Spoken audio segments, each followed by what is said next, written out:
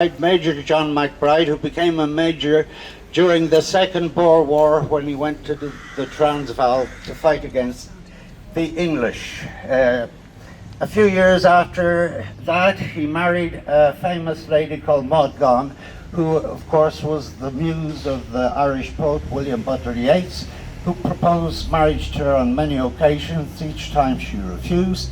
Eventually she married Major John, with whom she had a son, Sean McBride, who went on to win the Nobel Prize for Peace and the Lenin Prize for Peace given out by the old Soviet Union, and all because he was the founder of, and for many years, the chairman of Amnesty International.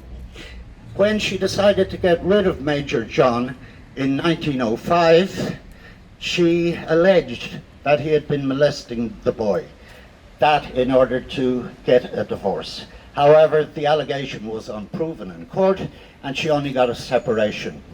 Major John, quite by accident, took part in the Rising in 1916.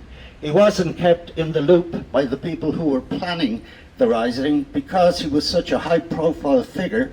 They reckoned he'd be under constant surveillance. But he happened to be in Dublin for a wedding when the Rising took place. He volunteered to fight immediately, and as a result he was executed. Touchingly, Maud Gonne, who years before had alleged he'd molested the son, after his death took to wearing black in his memory. Finally, there's a salacious part and a kind of spooky part to this story.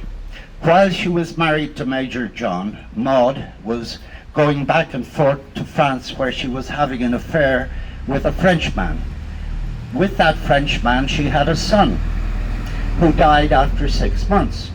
But being interested in the occult, like Yeats, she persuaded the Frenchman to go back to the tomb of the dead son to do the business again, as it were, in the hope of reincarnating the boy.